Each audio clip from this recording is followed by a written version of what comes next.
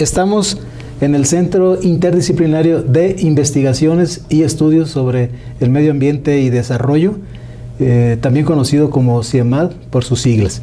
En esta ocasión nos da mucho gusto,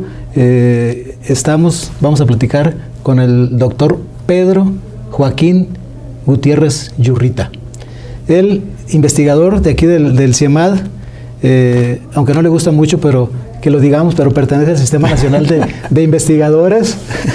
Doctor, eres biólogo, estudiaste la carrera de biólogo, maestría en biología, doctorado en ciencias biológicas. Y por otro lado, también te has dedicado o te ha interesado mucho el derecho, y sobre todo el derecho ambiental. De tal manera que son dos áreas pues distintas, pero creo que a la vez se complementan. ¿Por qué? ¿Por qué la biología primero? Bueno, la biología es mi pasión. O sea, realmente es lo que más me gusta, en lo que me siento más cómodo. Y dentro de la biología, la disciplina de la ecología, ¿no? La ecología es una disciplina que pertenece a las ciencias biológicas y me gusta. Eso es lo que realmente me interesa. Entonces, la ecología es una ciencia es una disciplina muy matemática. Hay que hacer modelación, hay que estar todo el tiempo cuantificando cosas para tratar de eliminar lo más que se pueda la subjetividad. Porque ir a un ambiente natural, ver lo que estás viendo, no necesariamente es lo que está sucediendo ahí detrás, ¿no? Entonces yo veo una realidad o veo una parte de todo el sistema, ¿no? Entonces no tengo todo el sistema. Nosotros hacemos una analogía con la televisión. Yo puedo estar en la televisión viendo el fútbol, pero estoy viendo una parte. O sea, no veo lo que está pasando en la grada o lo que está pasando con el portero del equipo A cuando la pelota está cerca del portero del equipo B. Entonces, eso es lo que sucede cuando yo voy a la naturaleza, yo veo una parte. Si yo pudiera desde fuera verlo todo completo o ir al estadio y ver el estadio desde arriba, entonces yo podría ver al mismo tiempo lo que hace un jugador, otro jugador y otro jugador. Entonces tendría todo el sistema completo. Pero yo tengo una partecita. Solo voy y veo lo que tengo. Entonces, hay que hacer unos modelos matemáticos, abstraer variables de esa realidad para ver cómo funcionan a través de una regularidad estadística y cosas por el estilo, ¿no? Matematización. Pero es lo que me gusta. Pero cuando llegabas al campo, llego al campo, digo, estos son los procesos ecológicos, esto es lo importante. Pero te das cuenta que el campo está poblado, la selva está poblada, la montaña está poblada, o sea, realmente estamos en todos lados, ¿no? El hombre está en todos lados. Bueno, en el fondo de mar a 2000 metros no, pero estamos en la mayoría de los lados terrestres. ¿Qué sucedía si yo digo, señores, es importante proteger este proceso ecológico para mantener la capacidad del sistema tal? Como si les estuviera diciendo, no me entienden nada. O sea, no. Entonces dije, debo entrar al sistema social. El sistema social está dentro del sistema ecológico porque lo modifica. Entonces empecé a estudiar economía, hacer algunos cursos de economía, algún diplomado, y bueno, demasiado parecía a la ecología, pero no me arrojaba más. Y entonces surgió la oportunidad de hacer un diplomado en Derecho. Y dije, a lo mejor eso es, al final de cuentas, pues aquí se aplica la regla de oro. Quien hace la regla, tiene el oro. Bueno, ¿quién tiene el oro? El gobierno o los riquillos. Entonces hay que estudiar Derecho. Y así fue como empecé a estudiar el Derecho para ver cómo puedo llegar a acercarme a la gente y entonces ya en otro lenguaje decirles, así tienes que utilizar tu recurso para que te sea duradero y para que puedas estar siempre, ¿no? Y bueno, si a mí me pagan por estudiar como investigador, pues hay que hacerlo bien.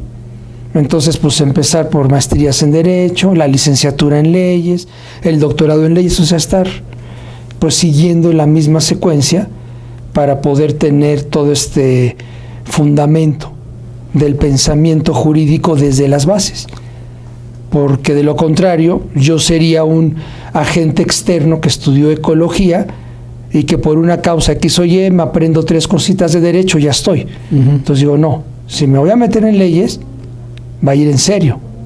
Y entonces hay que estudiar otra vez todo el sistema educativo para entender todo el proceso del derecho desde el inicio y hasta terminarlo en un doctorado, ¿no? La licenciatura la hiciste en la UNAM, y la maestría y el doctorado. ¿El de Derecho? No. No. No, el de Biología sí, o sea, el Biología sí fue en la UNAM y luego me fui a hacer el doctorado fuera de México. Aquí la licenciatura en Leyes la estoy haciendo en la Universidad a Distancia, es la Universidad Nacional a Distancia de México, ¿no? Claro. Que depende de la UNAM, tanto como depende del Politécnico. Hay carreras que dependen de la UNAM y carreras que se hacen a través del Politécnico. Por supuesto, la carrera de Derecho depende de la UNAM, claro. Los planes de estudios, los programas, los proyectos. Pero ¿por qué la Universidad a Distancia? Porque no tengo tiempo de ir a la UNAM a sentarme 4 horas, 5 horas diarias, estar ahí escuchando lo que dice el profesor. Teniéndolo a distancia, mandan los materiales, lo veo, lo leo, lo trabajo, lo reviso, y entonces tengo más mi ritmo de estudio. Pero esa fue la licenciatura en Derecho. La maestría sí fue presencial, la hice en la Universidad de Alicante, y el doctorado también fue presencial, y también lo hice en la Universidad de Alicante, y me falta ir a defender la tesis de doctorado. No, excelente. Creo que estas dos áreas, como comentábamos, se complementan y te da una perspectiva diferente de los temas de biología, ¿no? Ecología con el derecho. Aquí en el CIEMAD, las actividades fundamentales es de docencia e investigación. Platícanos sobre tu papel como docente, que consideramos que es muy importante vincular la investigación-docencia, ¿no? ¿Nos puedes comentar tu experiencia, las clases que das? Sí. Esto es curioso, ¿no? Y bonito porque estoy inaugurando muchas materias en el Politécnico que no había. Excelente. El Politécnico es técnico. Son ingenieros químicos o ingenieros químicos, arquitectos. No hay juristas, no se estudia derecho, no se estudia leyes. Entonces no había materias o unidades de aprendizaje de derecho. Yo las empecé a poner, empecé yo a desarrollarlas, a generarlas, y ahora las tenemos. Entonces eso es bonito porque no la tenía. Claro, ¿no? claro. Obviamente a nivel de licenciatura no se está aplicando mucho el derecho. Hay ya materias de derecho ambiental porque tenemos la carrera de ingeniería ambiental. Entonces les dan algunas leyes y algunas cosas en esas carreras. Pero en los posgrados, que tienen que ser interdisciplinares y transdisciplinares, ahí es donde yo estoy incidiendo con estas nuevas materias. Entonces estoy dando derecho ambiental para un público muy variopinto. Llega gente que estudió biología, gente que estudió ingeniería, gente que estudió química, gente que estudió el mismo derecho. He tenido alumnos que estudiaron leyes y de todo. Entonces, enseñar derecho, la docencia del derecho, aquí en el CIEMAD, no es lo mismo que enseñar derecho a una persona que quiere estudiar leyes y ser abogado o ser jurista. O sea, mi enfoque es muy distinto, totalmente otro, porque a la gente no quiere ser abogado, no quiere ser jurista y no tiene todos los conceptos del derecho. Sí, además por el carácter de interdisciplinario aquí del CIEMAD, pues viene gente de diferentes carreras, ¿no? Sí, y el pensamiento es distinto, ¿no? Totalmente. O sea, un pensamiento de una ciencia fáctica, la ingeniería, la física, la química o la biología, y de pronto le dices, tienes que estar en una ciencia social que no se basa en hechos, que no es algo real, que estás viendo tú, esto está aquí y existe porque yo lo estoy midiendo, ¿no? O sea, veo el árbol y lo mido, veo el animal y lo puedo monitorear, sino el derecho ¿qué es, no? Pues ya son construcciones más humanas de nuestra sociedad. Entonces, muchos conceptos no los entienden, su pensamiento es práctico. A ver, señor, ¿y esto que usted me dice para qué es? No, pues a ver, no es tanto para qué es el qué es. Pero el qué es no me sirve. Entonces, tenemos pleitos ahí, discusiones epistemológicas interesantes por estas diferentes de pensamiento, ¿no?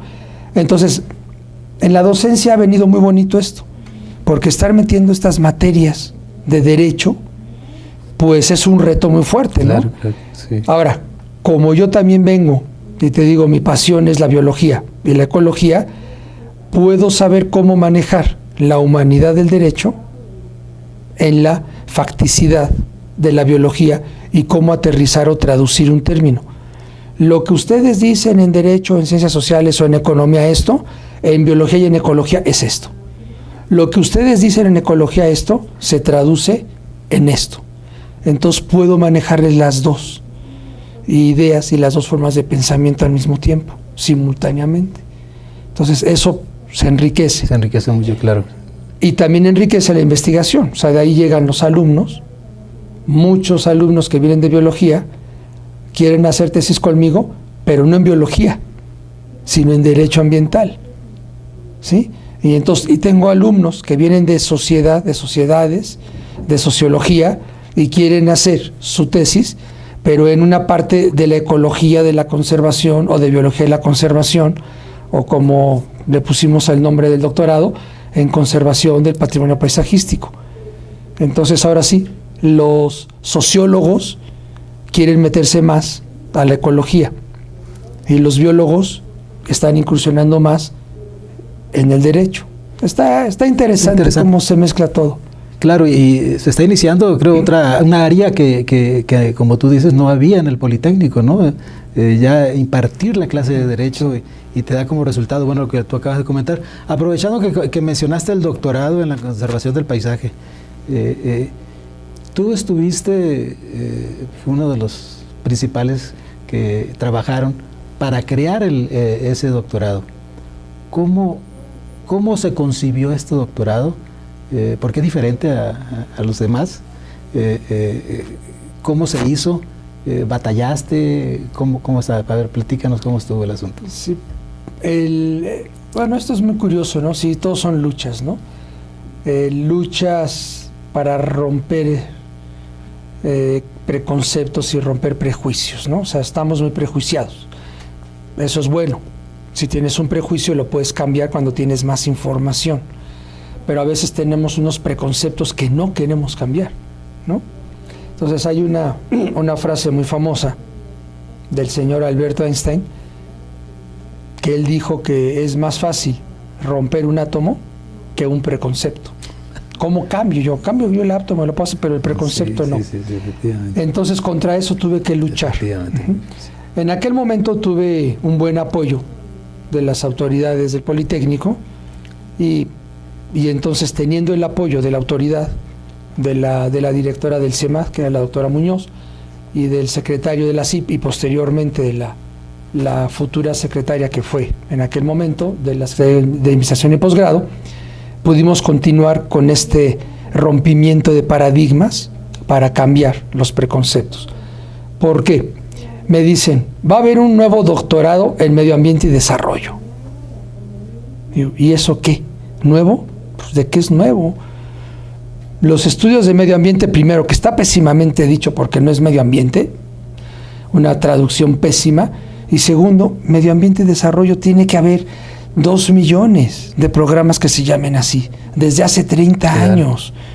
Entonces, si somos el Politécnico, no somos la universidad patito.com, o sea, va a ser Instituto Politécnico Nacional, debemos ser un referente nacional y latinoamericano, por lo menos. Entonces tenemos que ir más allá. O sea, estudiar medio ambiente y desarrollo es estudiar el siglo XXI y sus problemas, sus retos, con una mentalidad del siglo XIX. Yo no quiero eso. Entonces yo planteé, vamos a los conceptos que están en este momento en discusión, en frontera. Y era discusión de qué es el patrimonio, la conservación, biología de la conservación, conservación biológica, restauración biológica o rehabilitación biológica, muchos conceptos que había ahí, y paisaje. Estamos hablando de ecosistemas, estamos hablando de ecotopos, estamos hablando de cuencas, gestión integral, ¿de qué hablamos? Entonces, entrando en Vanguardia, juntando todas las palabras, pues era conservación del patrimonio paisajístico. Entonces, bueno, estamos ahora sí, conceptos de vanguardia en cada campo. Ahora, juntos era una cosa única, pero hay que hacer que la gente que tenía su idea, que era la conservación, pues hoy en día la conservación es distinta a lo que era en los años 60. ¿Qué es el patrimonio? Pues es diferente a lo que era el pate romano. ¿Y qué es el paisaje? No tiene nada que ver la idea de paisaje de hoy en día, pues con la idea que estuviera manejando Humboldt a través de la Gestalt, o la idea que estuviera manejando Van Note en 1940. No tiene nada que ver, ¿no? Entonces, ya empezar a construir algo nuevo de frontera, sí costó trabajo, ¿no? No se puede construir con la visión de la ecología, ni de la biología, ni de la ingeniería, sino de todas juntas. Entonces, necesitamos profesores de todos lados. Bueno, muy bien. Ya tienes al sociólogo, al economista, al político, al tal. Ahora, cada quien tiene sus histerias, ¿no? Dice alguien, tu historia es tu histeria. Mételas todas en el mismo lugar y en ese mismo salón y hazlo, pues era tremendo, ¿no? Entonces ahí fue donde estuvimos ya empezando a hablar y a llegar a consensos, ¿no? Y después convencer al CONACYT. CONACYT, bueno, ¿tu doctorado qué es? ¿Es en geografía? No. ¿En arquitectura? No. ¿En biología? No. ¿En qué es tu doctorado? En todo y nada de eso. ¿De qué se trata, no? Pues es transdisciplinar. No hay un área transdisciplinar. Pues hazla, maestro. Entonces, la primera vez que metimos el proyecto, quedó fuera. ¿Por qué? Pues que nos querían catalogar en un área de arquitectura o en un área. Entonces, la segunda vez, después de que nos quejamos y dije, a ver, quiero gente que me lo explique así, nos llevaron otra comisión más interdisciplinaria y entró en el PNPC y se creó toda un área nueva para proyectos de doctorado transdisciplinares. No había. Que no existía. No, y luego multisede, porque aquí además, en el CEMAT pues, somos 20 profesores. ¿Podemos ser todos disciplinarios en todo? No. ¿Específicos? No. Entonces, eso de multisede es bueno. Entran 5 sedes, las que tuvieron número suficiente de profesores para entrar. Y entonces eso nos dio pues ya un grupo de más de 50 profesores. Y ahora sí, es transdisciplinario, es diferente, y para obligar que el alumno sea transdisciplinario, pues establecimos que tuviera 2 directores de diferentes sedes y de diferentes áreas del conocimiento. Entonces, pues fue un romper paradigmas y esquemas mentales, ¿no? ¿Cómo que 2 directores? Me dijeron una vez en el CONACYT. Cuando uno maneja un coche, hay uno que maneja, no puede haber 2 volantes, 2 directores. Dije, sí, señor, pero esto no es un coche. Digo, si no se ha enterado, esto es algo conceptual, esta ciencia, es academia. A ver, ubíquese, señor, le voy a cambiar un GPS porque el que tiene su coche no sirve, ¿no? Su Uber anda mal. Entonces, sí hubo que luchar contra eso. Pero bueno, al final de cuentas, se creó, está en el PNPC. Ya a estas alturas ya hay egresados también de este doctorado. Y sobre eso, ¿dónde trabajan o dónde están los muchachos que egresaron, que egresan de este doctorado? ¿Sí encuentran trabajo? ¿Cuál es el seguimiento? Por el momento, a ver, tenemos 4 que han terminado. Una está trabajando en el Colegio de la Frontera Sur, en Ecosur. Ella trabajaba ahí como técnico o investigador, nivel muy bajo, y claro, ya subió a uno de los niveles más altos de investigación, ¿no? Otra persona llegó y vino del colegio de Hidalgo, y entonces terminó de aquí, presentó unas oposiciones y entró a la Universidad Autónoma de Querétaro como profesora. Ah, qué bien. En la Facultad de Derecho. precisamente, y su tesis no fue sobre derecho, su tesis fue sobre ecología y estudió sociología, hizo la tesis en manejo de ecosistemas y entró a la Facultad de Derecho, sobre todo por la parte importante de derechos humanos. Okay. ¿Sí? Entonces está ahí. Y las otras 2 personas que han salido vinieron de la India y están todavía por aquí viendo el postdoctorado y a ver qué hacen, ¿no? Entonces, realmente los egresados que hemos tenido nos han llegado con un trabajo y esta parte del doctorado les ayuda a subir, ¿no? Bueno, sí. A una de nuestras alumnas le ayuda a tener un trabajo mejor que el que tenía en el Colegio de Hidalgo. Perfecto, está en la Universidad Autónoma de Querétaro, pero yo creo que sí les está abriendo las puertas porque pueden hablar de muchas cosas, no están, yo solo sé de acuicultura. A ver, no fue un doctorado en acuicultura, no fue un doctorado en oceanografía, no fue un doctorado en ingeniería espacial, es un doctorado que tuvo que ver un poquito de todo, pero centrándose en resolver un problema. Está centrado en resolver problemas. Y eso les abre mucho las puertas, porque lo que yo no conozco, sé dónde buscar. Estoy abierto a entender los saberes de otras disciplinas. No, pues sin lugar a dudas un doctorado excelente. Y ahora, Pedro, tu papel como investigador, ya tienes tú más de 25 años haciendo investigación, ¿no? Entonces, en ese tiempo, ¿cuáles de los proyectos que has hecho son tus consentidos o los que has tenido, te dan, por su aporte científico, es el que más crees tú que te ha dejado contento, por un lado? Y por otro lado, bueno, también los artículos que has publicado mucho. ¿Cuáles son los artículos que son más visitados o que son más referenciados? Y lo mismo, ¿cuál es tu consentido también, si lo pudiéramos hablar de esa manera? Pues bueno, son primero lo de los proyectos. Los proyectos que más me han dejado son los que le han cambiado la vida a la gente de las comunidades locales indígenas de la sierra. Esos son, ¿no? Como por ejemplo, ¿cuál?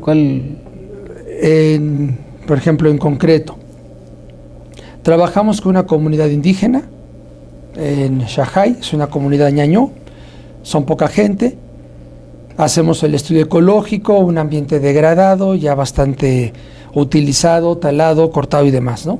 Hacemos un estudio biológico, un inventario, qué posibilidades tienes, qué no tienes, uno de suelos, qué aptitud hay, para qué sirve, un estudio social, un estudio económico, un estudio de potencial de desarrollo humano de la gente. Entonces mezclamos un poco de todo.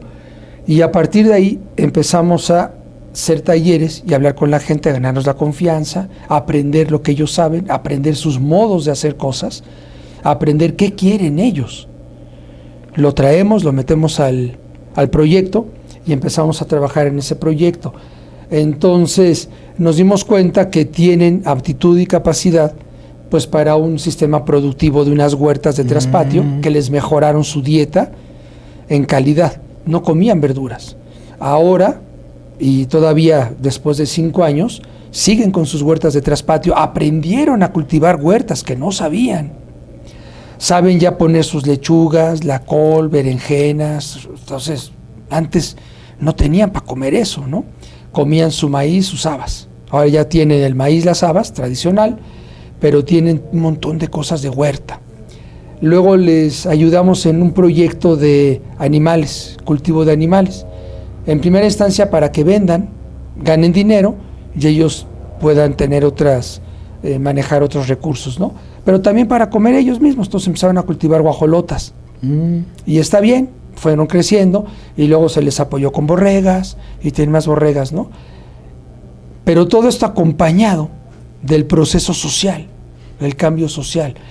Ver que sea pertinente el sistema productivo con el sistema ecológico y ver que sea coherente con su cultura, historia, tradición, forma de comer y forma de hacer las cosas. Entonces, ¿por qué me deja satisfacción? Porque todavía después de años regreso ahí y siguen creciendo, ¿no? Una señora de ahí nos dijo una vez, dice, pues yo estoy muy contenta porque esto me dio dignidad. O sea, soy indígena, ñañú. Pues yo que soy nada. O sea, si eres indígena en México estás jodido. Y si eres ñañú en una comunidad chiquita estás doblemente jodido y olvidado. El municipio no sabe ni que existimos. Bueno, sí, para votar, vengan y voten por mí. Entonces, vas a algún lado, te discriminan. Hay mucha segregación en México. Entonces dice, pues tu dignidad cae. ¿Dónde está tu orgullo de ser indígena? Pues en el suelo, ¿no? Pero al realizar yo actividades en mi lugar, con mi gente, con mis recursos y mis saberes, con la ayuda que ustedes traigan, me dignifica. Y lo mejor es que le estoy enseñando a mis hijas a ser dignas. Ellas ya saben, ya aprendieron. Eso vale mucho. Claro, yo creo que es enormemente satisfactorio porque creo que todos los proyectos de investigación, el objetivo final debería ser ese precisamente, sí.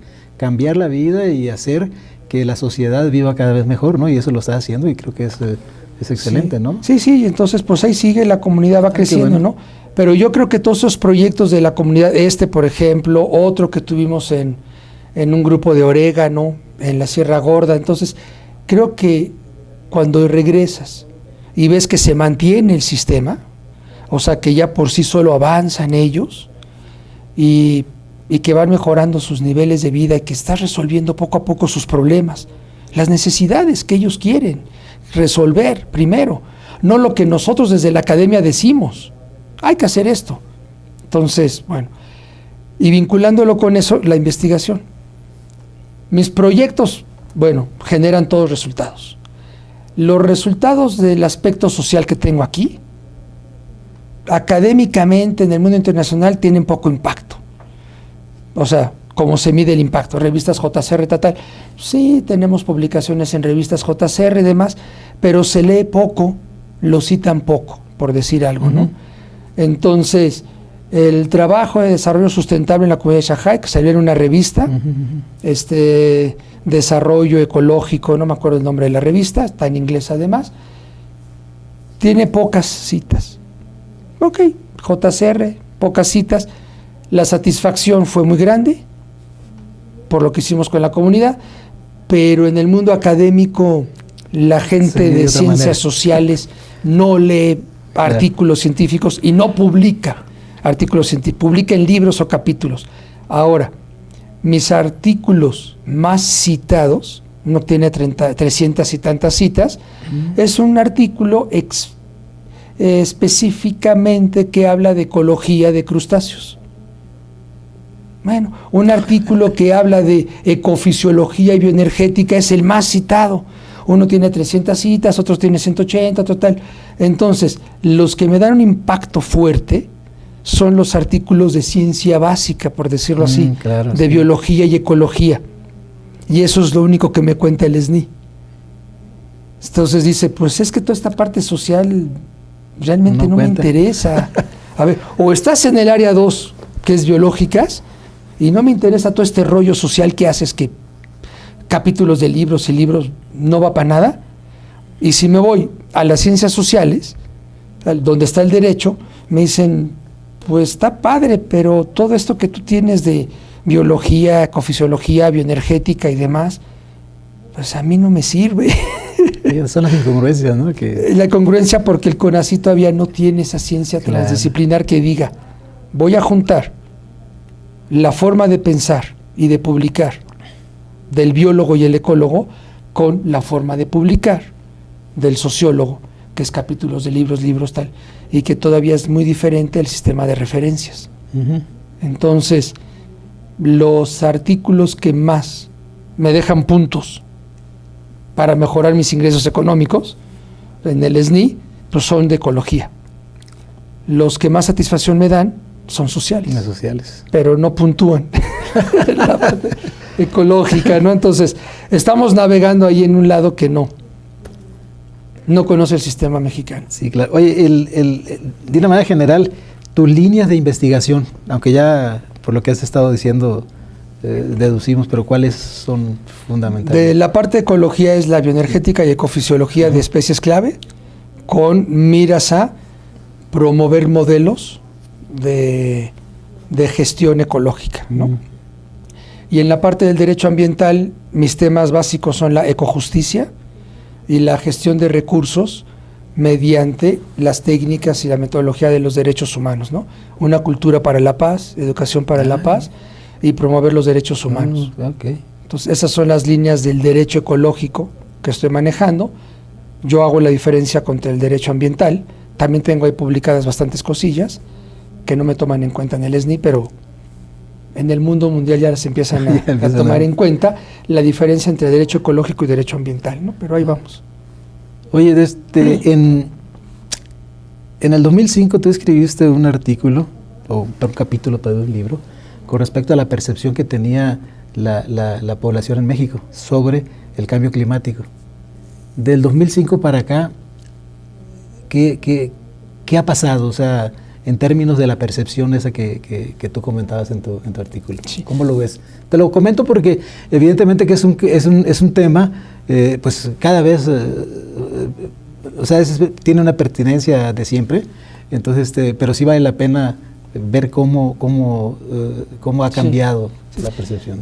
Para el 2005, y los estudios que se hicieron fueron del 2003, salen en el 2005, la gente no sabía muy bien qué era el cambio climático, no le interesaba, seguía su vida como tal, ¿sí? Sí estaba la percepción de la gente de la ciudad. El cambio climático pues me puede afectar, porque ahora en lugar de ir de verano a tal lugar tendré que ir a otro lado y cosas por el estilo, ¿no? No estaba muy arraigado en la cultura local. En el 2015, para el libro de la estrategia del cambio climático, sacamos también el capítulo de la percepción ciudadana del cambio climático. Entonces, en el 2015 sacamos ese capítulo, revisamos literatura, no hicimos datos nuevos, simplemente la literatura actualizada, literatura en español y literatura en inglés. Hicimos un análisis, lo trabajé el análisis en la Universidad de Oxford, con la gente de la Facultad de Derecho y Ciencias Sociales, y lo que encontramos es, uno, la gente ya está muy cansada y fastidiada del cambio climático, no saben bien qué es ni qué no es, porque está tan metido en redes sociales que ahora todo es cambio climático, ¿no? Se incrementaban las enfermedades de riñón, dijeron en Australia, por el cambio climático. Bueno, toda le echa la culpa al cambio climático. Sí. Que hay un incremento en la población de las medusas en el Mediterráneo, cambio climático. O sea, todo. Entonces, bueno, la población ya no sabe que sí, que no, ¿sí? Entonces, en el análisis de toda la información que hicimos, únicamente revistas indizadas, JCR indizadas, o sea, no nos metimos a páginas del blog, ¿no? El bloguero.com y patitos, no, o sea, a ver, no. Gente que tuvo un trabajo que fue arbitreado por pares y criticado, ¿no? El asunto es, la gente del campo cree que el problema del cambio climático es por la gente de la ciudad. La gente de la ciudad cree que es por la gente del campo. La gente de la ciudad cree que son culpables los agricultores porque cortan los árboles para sembrar. No se enteran que si no siembran no comen. Y la gente del campo dice que tiene que cortar y que tiene que sembrar para vender, para poder comer, y lo tiene que mandar a la ciudad. Entonces, el culpable es el alto consumo de productos de la ciudad y no del campo. O sea, es un aspecto curioso. Dentro de la gente del campo, las comunidades indígenas ven que les está afectando mucho porque ahora ya no tienen muy claro cuándo sembrar, cuándo no, y porque están sufriendo catástrofes. Bueno, lo perciben así porque la comunidad ha crecido tanto que ahora los hijos del 2005 tienen ya 10 años, 12, 15, pero los que tenían en aquella época 15 años ahora tienen 25, 30 años, ¿de acuerdo? Ya tienen familia y tienen que irse a vivir a los lugares donde no pueden vivir porque están ocupados por la comunidad, entonces se van a las tierras bajas, a los cauces de los ríos. Si llueve tantito, por ahí va el agua. La inundación, señor, a ver, siempre ha habido inundación. Lo que sucede es que hace 20 años nadie vivía aquí. Ahora están viviendo 6, 8, 10 familias. Entonces eso les cambia la percepción. Por un lado, sí creen que hay un cambio climático porque hay más inundación. ¿Por qué? Porque la inundación la ven ellos como cuánto me afecta a mí. ¿Sí? No lo ven en un sentido meteorológico. Entonces hicimos un estudio de la meteorología de un lugar contra lo que decía la gente. Y ese estudio lo publicamos en el 2016, creo, 2015. Entonces, era lo que es la percepción de la comunidad contra lo que en verdad tenemos registrado. Lo que tenemos registrado meteorológicamente en 80 años es que no ha cambiado nada. Claro, no ha cambiado. Los meteoros siguen igual, la irregularidad sigue igual y el patrón sigue igual, no ha cambiado. Pero la gente se ha cambiado su percepción y sí creen que hay un cambio climático. Entonces, eso nos cambia nuestra forma de ver el sistema, porque el sistema natural puede ser igual, pero si el sistema social va cambiando, la percepción social cambia, entonces me cambia el paisaje, porque el paisaje es una representación de lo que se percibe, la población cómo lo percibe. Entonces, como la población lo percibe, lo quiere manejar. Y si la población percibe un cambio en el clima, lo va a manejar diferente a como lo manejaría si no hubiese esa percepción. Entonces está muy interesante el enfoque que tenemos ahora, y de hecho fue uno de los proyectos que ganaron del programa de investigaciones sobre cambio climático de la UNAM. Fueron 5 proyectos a nivel nacional, uno es nuestro, y es cómo se está incrementando la vulnerabilidad de las sociedades por efecto del cambio climático. Una vulnerabilidad que para ellos es real, y lo es, porque la gente se está yendo a vivir pues donde antes no vivía y donde sí hay consecuencias de desastres ambientales. Y una vulnerabilidad que es real, porque sí se manifiesta en que están cambiando su forma de sembrar. Antes yo cultivaba en tal época y ahora no sé si o no, claro, porque me llega o no me llega el agua, pero el agua no me llega porque se la están llevando para San Juan del Río, no porque no llueva. Sí, claro. Entonces, es muy interesante ahora este enfoque, porque hay que estar jugando con esa percepción de la gente, que aunque meteorológicamente no la encontremos, para ellos es real. Sí, y es precisamente por eso que suceden muchas cosas, ¿no? Que la gente o construye en el cauce del río, o era una laguna y hace mucho tiempo que ya no hay agua, construye y al rato vienen las inundaciones, ¿no? Todo un tema, y el enfoque que se le está dando es realmente muy interesante. Sí, también era bonito porque hablábamos con gente muy antigua, mayores ya de 75 años, 80 años, que son de los más viejos que hay, y que sí, el cambio climático cambió. Muy bien, dígame por qué, doña. Pues porque es que ahora hay más frío que antes. Ahora usted siente más frío que antes. Señora, ¿no será que ahora usted tiene 80 años y antes tenía 20? O sea, que sí, claro. ¿Dónde está su termómetro, no? Entonces, es que ahora me duelen las rodillas. Pues, señora, ¿no será un problema de artritis? En lugar de que está cambiando la humedad. Entonces, sí, claro. Se conjuga todo, ¿no? Pero la gente lo ve y es real.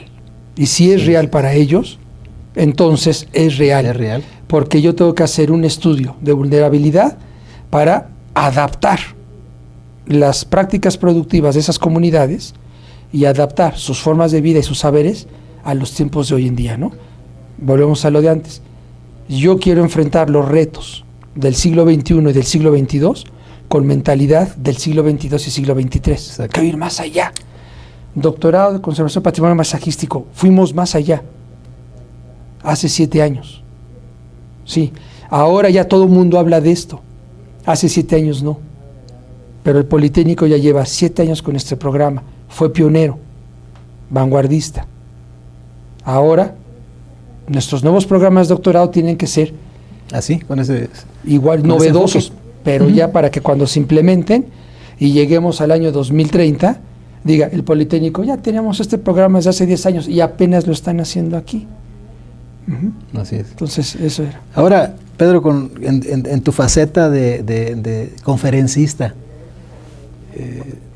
te solicitan mucho, tanto a nivel nacional como internacional, para que des tus conferencias. Y pues creo que es también porque tus conferencias son realmente muy interesantes, porque así como ya lo hemos visto en el transcurso de esta charla, siempre tratas de innovar, de ver hacia adelante. Y quiero referirme particularmente a la conferencia que hace poco diste, que es sobre la ecología rizomática, ¿sí? que es un término, creo que es interesante porque la ecología con el término del rizoma, que fue un concepto filosófico, etcétera. Entonces, y además de esa conferencia, se habló mucho de esa conferencia, en revistas, en el periódico, en Canal 11, difundieron ahí cuando tú estuviste dando la conferencia. Platícanos, porque es algo del sello de la casa, ¿no? Tuya. Es algo nuevo que tú estás impulsando. A ver, compártenos un poco de dónde y cómo salió esto. También yo creo que lo que le llaman la gente, o por lo que luego me invitan a dar una conferencia, es porque soy irreverente y provocador, ¿no? Dijo un compañero que estudió conmigo Derecho, ¿no? En el doctorado. Dice, es que eres provocador, te gusta provocar, o sea, desarrollo sostenible, sustentable, es irreverente y tal, o sea, vas a provocar a la gente, ¿no? Digo, si no provocas, no generas que salga la gente de su estado de confort, y entonces no propicias una reflexión profunda de las cosas. Si yo me quedo en el medio ambiente, jajaja, qué bonito, pues la gente se queda ahí, ¿no? Aunque yo les hable de más cosas, no los estás sacando de su preconcepto. Yo quiero, olvídalo, entra algo nuevo. ¿Qué? ¿Dónde? Me estoy saliendo de mi zona de confort. ¿A dónde estoy llegando? Entonces, tener que romper tantos paradigmas y tantos preconceptos no es fácil. Y el de la ecología rizomática, pues es algo mío. Hay una filosofía que es la filosofía del rizoma, de Deleuze y Guattari, dos franceses de los años 60, que utilizan el rizoma como metáfora. Es una metáfora de cómo es nuestra vida y cómo la debemos entender. Nuestras relaciones y nuestras multiplicidades. La ecología es eso. La ecología, sobre todo la ecología de sistemas, tiene un pensamiento diferente. No es un pensamiento lineal, no es un pensamiento de tiempo, ¿no? Rompemos el tiempo. Nuestro pensamiento lineal había una causa y un efecto. Bueno, nuestro pensamiento del sistema común y corriente dice, yo tengo una causa y puede haber muchos efectos dependiendo del ambiente, correcto. Pero nuestro pensamiento rizomático me está diciendo que yo tengo una causa y al mismo tiempo que la causa es producto del efecto, la causa me está dando el efecto, porque es simultáneo. Entonces, el tiempo para reaccionar, pues es un tiempo que no puedo medir. Entonces el tiempo, que es una construcción humana, la tengo simultáneamente, causa-efecto. Entonces el efecto me da la causa y la causa el efecto. Y entonces lo tengo que manejar en una multiplicidad distinta, una multiplicidad oculta que yo no veo, como es el rizoma de ciertas plantas. Está ahí. Ahora, la tengo que manejar en esa multiplicidad sin saber cuál es el origen de la primera causa ni del primer efecto. En el rizoma no tiene un principio y un fin, no es teleonómico. Sí, no hay barreras. Sí, ¿a dónde va? Va donde le dé la gana, dependiendo de cómo está el resto del ambiente. Entonces, esos son los aspectos sustanciales, ¿no? que me llevan a formular esta metáfora en la ecología. No hay en la ecología, es nuevo, lo estoy haciendo, ¿no?